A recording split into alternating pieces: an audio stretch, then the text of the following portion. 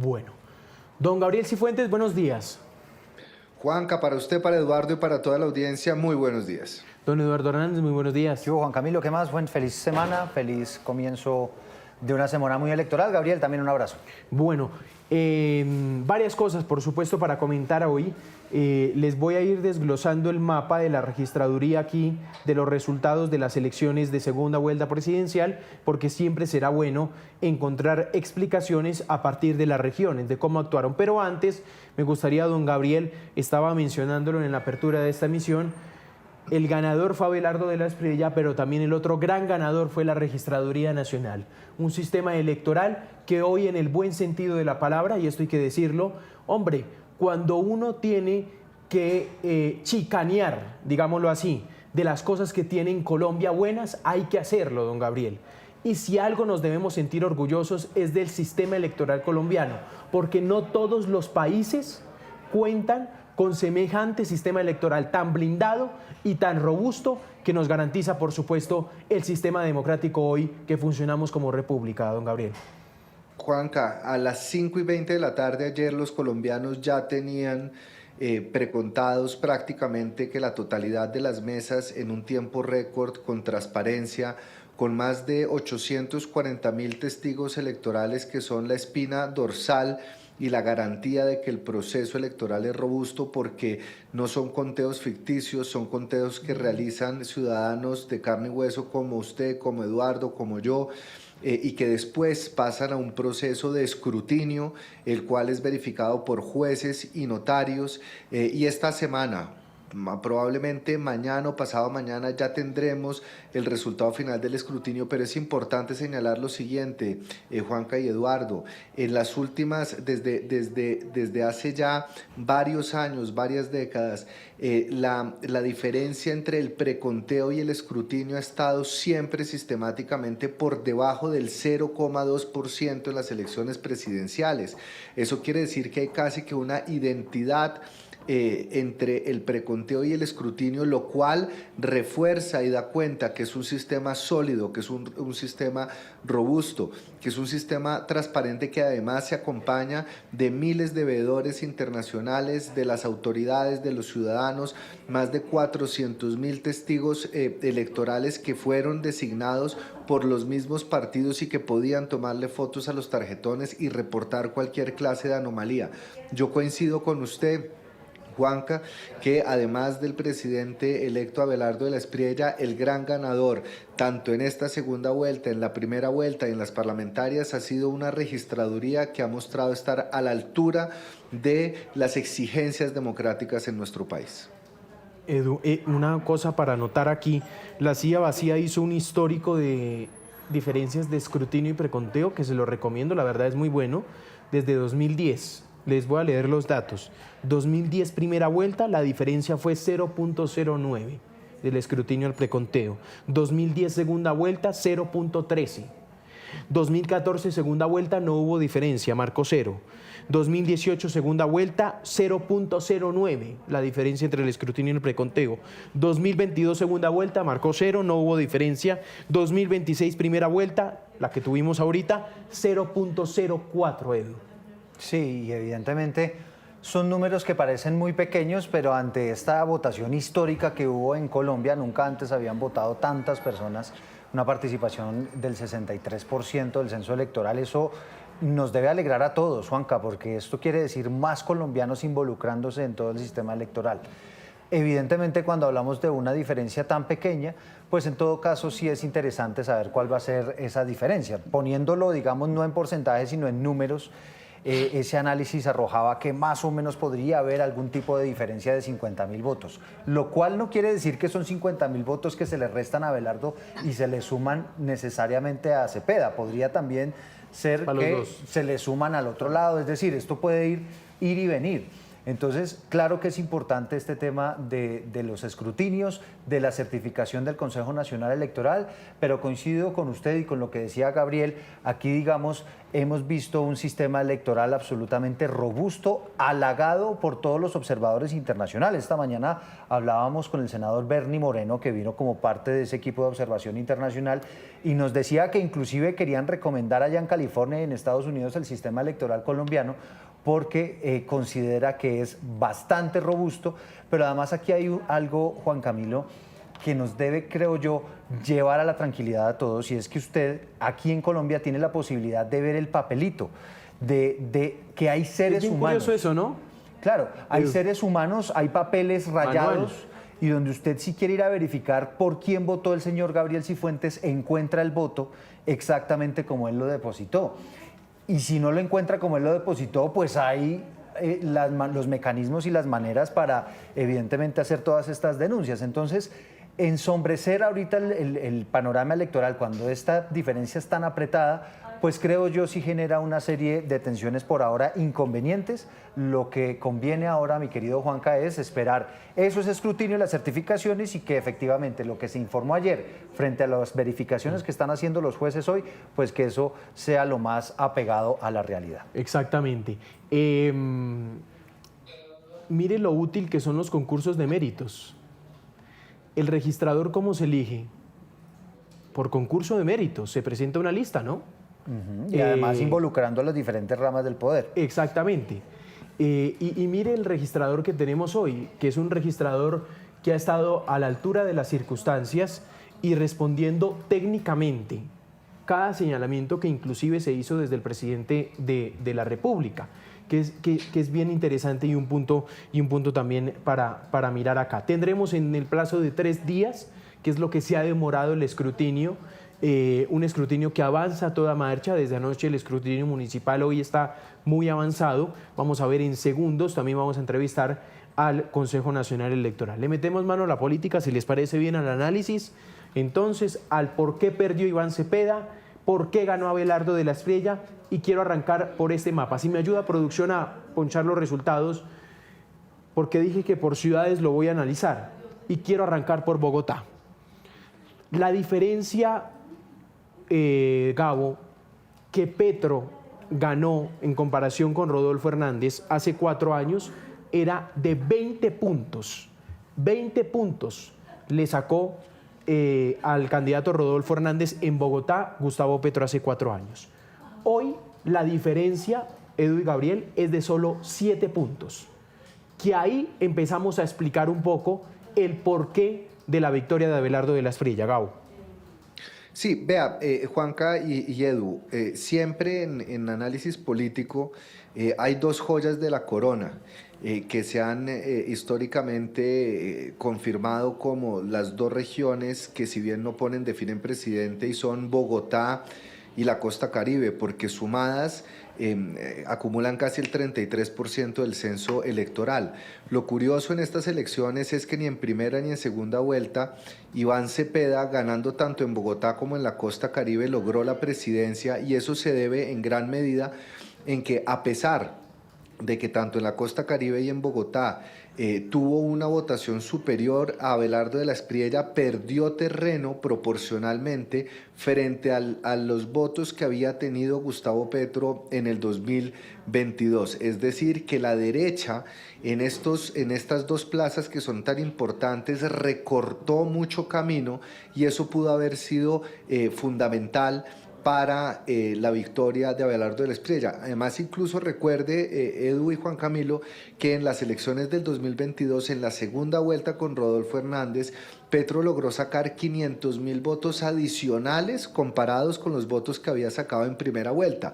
Es decir, en una elección tan apretada, donde todo se define por 250.000 votos, Bogotá definitivamente, si bien quedó en manos del pacto histórico, no le dio los resultados que estaban esperando dentro de la izquierda, siendo además un fortín del pacto histórico, y que efectivamente, si hubieran tenido los mismos resultados que tuvo en el 2022, hoy estaríamos cantando una historia completamente diferente.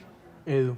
Yo creo que igual Bogotá siempre va como muy al vaivén. Uno sí puede decir que hay una fuerza del petrismo y del pacto histórico muy importante en Bogotá, pero no podemos perder de vista, por ejemplo, que el alcalde hoy de Bogotá no es petrista. De Es hecho, tremendo lo de Bogotá. De hecho, venció al petrismo. ¿Eso es en las voto de opinión, elecciones. Edu? ¿Lo que llaman voto de opinión? Claro, y yo creo que esto ¿Un voto depende, que no se casa? y depende mucho de las circunstancias en las que se estén dando las cosas. Yo lo analizo más es por el lado de, en las elecciones pasadas también había ganado, digo, primera vuelta, había ganado también Iván Cepeda en Bogotá con un margen, él sacó más o menos 1.7 millones, ¿no? Iván Cepeda.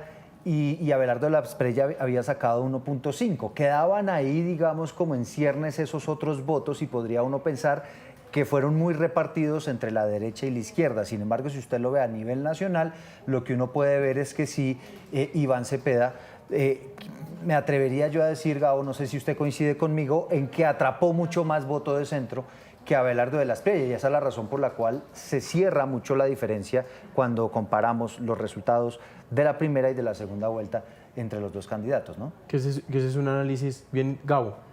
Claro, ahora, lo que también hay que señalar, yo coincido plenamente con el análisis de Eduardo, es revisar dónde gana Abelardo de la Espriella, y dónde gana Abelardo de la Espriella la participación en primera y segunda vuelta estuvo muy por encima de una participación ya de por sí históricamente alta.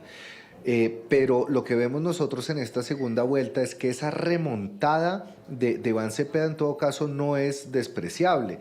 Iván Cepeda pasa de 9,6 millones a 12, o sea, aumenta 3 millones largos de votos, que en las matemáticas electorales era muy difícil de ver de dónde podía sacar, porque para Abelardo de la Espriella era quizás un poquito más fácil recoger ese 1.6 millones de votos de Paloma Valencia, algunos votos de Fajardo, algunos votos de Santiago Botero, pero el techo para Iván Cepeda estaba mucho más acotado, y por eso el esfuerzo que tuvo que hacer el pacto histórico fue sacar nuevos votantes, y esos nuevos votantes, es decir, pasar de 58% de participación a 63,6% de participación, implica que la mayor cantidad de nuevos votantes fueron a terminar a las toldas de Iván Cepeda, mientras que, como bien dice Eduardo, el electorado de centro, que ya había salido en primera vuelta, parece que se fue corriendo más hacia las toldas de Abelardo, que proporcionalmente, repito, creció menos de lo que creció Iván Cepeda en esta segunda vuelta. Gabo, ¿por qué perdió Iván Cepeda? Es decir, esa pregunta, ¿cómo la resolvemos aquí? Y si puede obedecer también a un tema de tiempo, porque he escuchado también, escuchaba varios de los análisis esta mañana y le apostaban a una semana más y lo agarra Abelardo de la Espriella, porque la diferencia, hay que decirlo, también es muy poca, ¿no? Es muy poca. Y digamos, yo tengo una teoría, no sé si Eduardo esté de acuerdo conmigo, esta campaña hubiera tenido 3 días más y gana Iván Cepeda. Es decir, en el primer tracking que se dio de Atlas Intel, que ha sido la encuestadora con un mayor nivel de acierto, había una distancia de 16 puntos. Y creo que aquí hubo un error de campaña por parte de Iván Cepeda. Fueron varios errores y hay varias formas de explicar una elección tan compleja como esta. Pero creo que lo primero que habría que señalar, Juanca y Eduardo, es que aquí hay un voto castigo en contra del gobierno nacional. Es decir, aquí no solo perdió Iván Cepeda, porque Iván Cepeda prácticamente que empató, pero perdió el gobierno de Gustavo Petro, que incluso habiendo puesto toda la maquinaria, habiendo participado indebidamente en política, habiendo destinado recursos para empujar la candidatura de Iván Cepeda, no logró su objetivo. Entonces, esto es un primer factor. Aquí hay un voto castigo con el gobierno nacional. Pero ya en términos de campaña, Iván Cepeda, al no reconocer los resultados el 31 de mayo y al haber perdido casi una semana en el proceso de recalibrar su estrategia, perdió días que son vitales en una segunda vuelta que es muy cortica y que es de alta intensidad. Pero lo que nosotros podemos ver es que a partir de la segunda semana, cuando Iván Cepeda comienza a tener una nueva estrategia digital, cuando comienza a marcar distancia frente a la constituyente, reconoce los resultados, esa distancia con Abelardo se estrecha. Pero fueron muchos errores, tanto políticos como de la campaña, y también, repito, no hay que desconocer, aquí hay un voto castigo contra el gobierno nacional. Yo pensaría que ahí, digamos, lo que hubo, Gabo, a mi modo de ver, fue Iván Cepeda se duerme en los laureles para la primera vuelta y después para la segunda vuelta el que se duerme en los laureles es Abelardo de la Espriella. Los dos llegan muy confiados a la contienda. Iván Cepeda confiado en que iba a ganar en primera vuelta. Rechazó, digamos, muchas entrevistas, el tema del debate nunca se dio, porque, digamos, Iván Cepeda ponía todo tipo de condiciones. Y para la segunda vuelta, pues fue al revés. Como usted bien lo dice, para mí fue fundamental ese timbrazo que le dan a la campaña de Iván Cepeda, esos resultados de la primera vuelta, y se ponen las pilas en materia digital, con simbología, y es donde aparece el simbolito del corazón, que era algo que le faltaba a la campaña de Iván Cepeda, pero que venía construyendo Abelardo de la Espriella desde hace mucho rato con la famosa simbología del tigre, su eslogan, sus colores y su entusiasmo. Entonces, creo yo que aquí lo que ocurrió fue que Iván Cepeda efectivamente se pone las pilas después de la primera vuelta, el que se duerme un poco en los laureles es Abelardo de la Espriella, y ahí es donde usted podría eventualmente entender por qué esa votación pues termina al final siendo tan absolutamente apretada. Ahora, también hay un tema, Gabriel, y es que Abelardo de la Espriella es un tipo de amores y odios, ¿no? Y entonces encontramos a ese votante indeciso que a lo mejor tomó esa decisión de por quién votar en el momento en el que llegó al cubículo, porque hasta último momento estuvo indeciso, y en ese momento toma una decisión, digamos, inesperada y difícil de calcular para las encuestadoras y para los trackings que venían sonando en los últimos días. ¿Vieron lo de Caquetá? Ganó en primera allí Abelardo y en segunda se la volteó Cepeda. Miren los resultados. Logra ganar Iván Cepeda en Caquetá con 48.97 igual esto es muy apretado, tampoco hay que decirlo que ganó ampliamente, ¿no? Caquetá. Y creo que en Bichada ocurre a la inversa. Sí, exactamente. Este es uno de los casos donde cambia de color el departamento, que me parecen, son municipios golpeados por la violencia, a propósito, ¿no, Edu? Y municipios en donde también el gobierno ha hecho una apuesta muy grande en temas de restitución de tierras, pero lo que también es particular es que aún ganando en primera vuelta, Abelardo no logra sumar lo de Paloma, o se tiene que decir mejor, Iván Cepeda logra aumentar la participación en el departamento y capitalizar todos los nuevos votos a su favor. Yo creo que aquí también interviene mucho, yo no me atrevería a decir, Edu y Juanca, el tema de los actores armados, que sin lugar a dudas ha sido un componente muy preocupante, que ha sido alertado por varias organizaciones y que sin lugar a dudas pudo haber tenido un efecto en términos del constreñimiento a los electores, pero sí seguramente algo que tuvo una incidencia directa fue la actividad y la actitud del gobierno nacional en reforzar las campañas de restitución de tierras, o por lo menos publicitarlas, y de meterse de lleno en la campaña. Sí, evidentemente aquí juegan también muchísimo, Juanca, todo ese tema de desinformación, ¿no? A través de las redes sociales, de un lado y del otro. Aquí será interesante, yo tampoco me atrevería como Gabriel pues a decir qué tanto influyó el tema de los actores armados, ya eso lo harán pues las organizaciones específicas, la misma registraduría, en fin, las autoridades, pero lo que sí es cierto es que Abelardo de la Espriella venía denunciando, Juanca, a lo largo de esta carrera para la segunda vuelta, que supuestamente en algunas regiones del país a personas que votaron por Abelardo de la Espriella las amenazaron, les tocó salir del lugar, hubo digamos como que una incidencia mucho mayor de esos grupos armados para esta segunda vuelta, y no sabemos hasta qué punto eso pudo haber tenido algún tipo de impacto en ese tipo de departamentos y de resultados que usted menciona, que fue lugares donde efectivamente se le dio la vuelta a la votación. 9:30 minutos de la mañana vamos a analizar el discurso del presidente electo Abelardo de la Espriella. Vamos con esta primera declaración, a ver. Voy a gobernar para todos los colombianos, para quienes votaron por mí y para quienes escogieron otro candidato. No habrá vencedores ni vencidos, no habrá retaliaciones, no habrá persecuciones, porque en democracia no existen enemigos irreconciliables. Existen compatriotas que piensan diferente. que piensan diferente, pero que tienen exactamente los mismos derechos que nosotros. En discurso bajó el tono, ¿no, Gabriel? Falta que esto se vea en hechos. Sí, es decir, Abelardo de la Espriella siempre tiene un tono muy vivaz, muy aguerrido, pero sin lugar a dudas uno sí puede notar las diferencias entre el discurso del 31 de mayo y el del 21 de junio. El del 31 de mayo estuvo cargado de acusaciones, de epítetos, fue muy confrontacional, pero era el discurso que anticipaba la segunda vuelta, es decir, en una confrontación todavía abierta.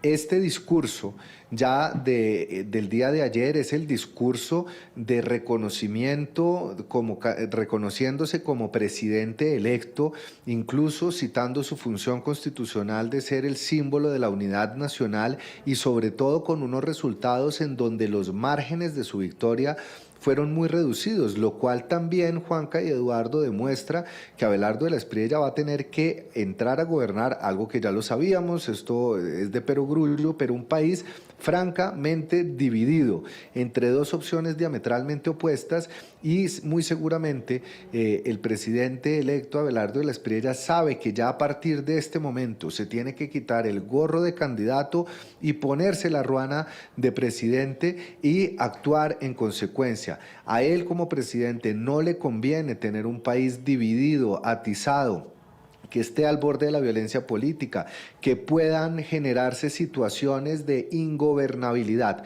Es por eso que uno puede interpretar que el discurso de ayer, si bien muy efusivo, en ese tono particular del presidente electo de la Espriella, sí fue un discurso donde tendió puentes y algo que me pareció importante, que yo creo que esto es trascendental señalarlo, fue el reconocimiento, no solo varias veces, de que habrá garantías para la oposición, de que se gobernará para todos los colombianos, sino también que habrá un respeto para la separación y la autonomía e independencia de los poderes públicos, que quizás ha sido uno de los temas más criticados al gobierno del presidente Gustavo Petro, es decir, el respeto a la Constitución, el respeto a la institucionalidad, y creo que fueron mensajes que si bien, y esto hay que decirlo también Edu y Juanca, no son tradicionales, ni el de Cepeda, ni el de Abelardo, porque no se refirieron directamente a su opositor agradeciendo la campaña, es decir, no hubo tanta diplomacia en los discursos, pero sí hubo un tono mucho más ponderado, mucho más atemperado y mucho más aterrizado a la realidad tan polarizada que vive nuestro país. Edu, le voy a invitar a escuchar otra parte del discurso para que en su opinión meta las dos partes. A ver, metamos Constitución sobre Cepeda. Vamos con Cepeda, sobre Cepeda, Abelardo de la Espriella.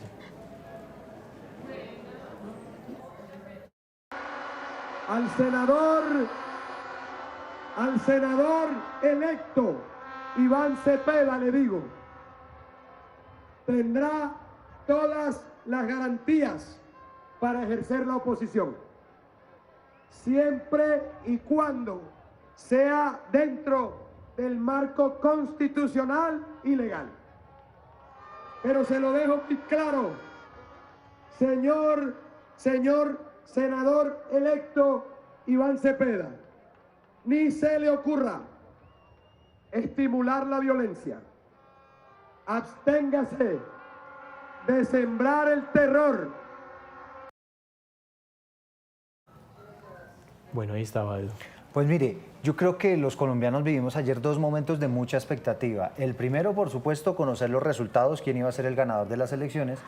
Y un segundo momento muy importante, después de conocidos los resultados y ya con la mayoría de mesas informadas, cuál iba a ser el tono del discurso de Abelardo de la Espriella, sobre todo con el antecedente que ya marcaba Gabriel, con un discurso que inclusive para muchos, Juanca, me atrevería a decir, fue desafortunado en aras de que fue demasiado confrontacional, demasiado radical, en un instante en el que él debía pronunciar un discurso quizá más conciliatorio y tratando de pescar y arañar esos votos de centro, lo vimos demasiado radical.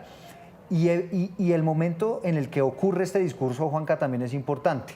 Teníamos, por un lado, personas celebrando su triunfo en las calles, ¿no? Veíamos imágenes absolutamente contrastadas y por otro lado ya personas en la calle, particularmente en Bogotá y Cali, protestando en contra del resultado electoral. En ese instante se da el discurso de Abelardo de la Espriella, que podía ser, por un lado, parecido al del 21 de junio, ¿no?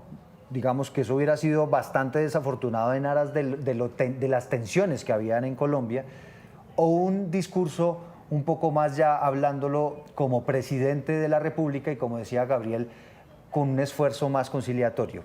El camino que opta para mí es el correcto, que es un discurso mucho más conciliatorio, hablándole no solamente a quienes no votaron por él, a los votantes de Iván Cepeda, sino hablándole directamente a Iván Cepeda, inclusive al propio Gustavo Petro, pero mire el tono en el que le habla a ellos, no con la misma agresividad del 21 de junio, sino diciéndoles que tendrán todas las garantías y que no habrá una persecución. Es que acuérdense que desde la campaña de Iván Cepeda, pues ellos con la bandera de que iban a destripar a la oposición, pues evidentemente lo que quiso fue, digamos, apagar todos esos incendios, apagar un poco todas esas teorías y con un discurso mucho más conciliatorio y buscando una unión. Entonces creo que el camino que toma Abelardo de la Espriella es mucho más adecuado y evidentemente lo que falta es mirar cómo él ya tiene un desafío grande, porque la diferencia al ser tan corta tiene que entender que hay un país absolutamente dividido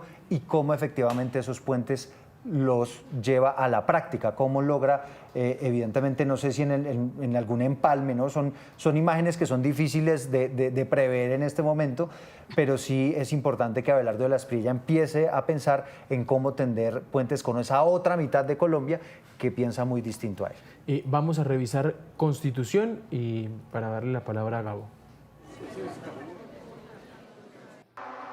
A partir de este momento termina la campaña electoral, terminan las consignas, terminan las divisiones, terminan los enfrentamientos políticos y comienza la hora suprema de servicio a la patria.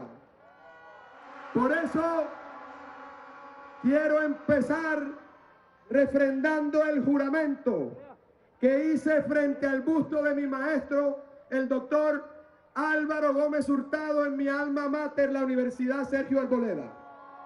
Colombianos, hoy reafirmo mi solemne compromiso de lealtad absoluta con la Constitución de 1991.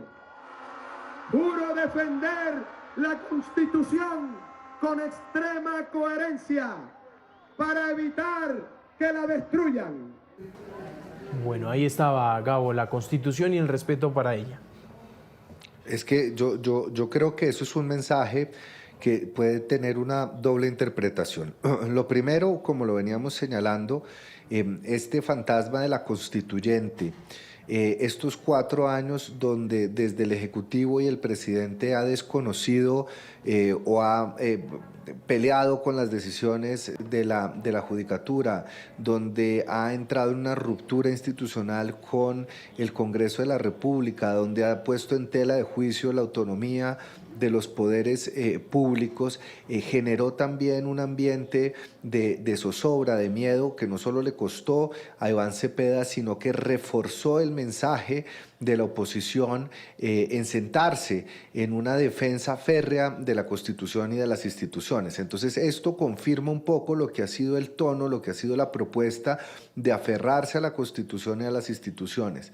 Pero por el otro lado también manda un mensaje de tranquilidad en el sentido de que aquí la única guía y la única garantía para que no haya persecución a los contradictores, a la oposición, a la prensa, a la ciudadanía, es justamente el respeto de la Constitución. Y esto es muy importante porque se vendrán debates muy agudos, muy ácidos. El presidente electo, por ejemplo, ha propuesto acabar con la JEP, no está de acuerdo con la adopción de parejas del mismo sexo. Todos temas que en todo caso ya han sido analizados, que ya hacen parte de la Constitución. Entonces, esto de pronto también puede dar ese margen de tranquilidad a quienes piensan que un gobierno de Abelardo de la Espriella va a ser un gobierno que va a echar por delante los derechos y los avances constitucionales. Y creo que eso es un mensaje importante. Y sabe que otra cosa ahí Sí. para complementarle a Gabriel simplemente es la otra expectativa grande es el rol que van a jugar y que va a jugar el gobierno de Estados Unidos, Donald Trump, hasta qué punto ese apoyo que está pidiendo Abelardo de la Espriella, apoyo inclusive militar, qué tanta injerencia va a tener en Colombia y qué tanto eso puede reñir con la Constitución, ¿no? Que es otro aspecto que ha generado muchas expectativas. Claro, pues muy bien.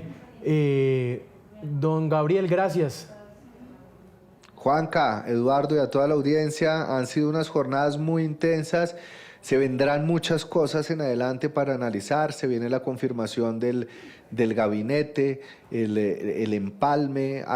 Se vendrán meses muy interesantes, pero ojalá, y qué pena que me tome estos segundos, Juanca y Eduardo, el llamado es a la calma, al respeto por los resultados, a entender que no podemos avivar un chispero de violencia política y que podemos convivir en un país con personas que piensan distinto. Este es un mensaje tanto para el gobierno entrante como para el gobierno saliente y la oposición que a partir del 7 de agosto se le hará a Abelardo de la Espriella. Edu, gracias. Bueno, Juanca, y simplemente agregar a lo que estaba diciendo Gabriel, advierte a Abelardo de la Espriella que ojalá no haya una tercera vuelta en las calles, ¿no? Esperar con mucha serenidad cuáles van a ser los resultados de los escrutinios. 9:42, los invito a quedarse conectados. Ha decidido aceptar hablar con nosotros la jefa de debate de Iván Cepeda, María José Pizarro. Seguramente será una entrevista muy interesante en modo reflexión después de esta contienda electoral. 9:42.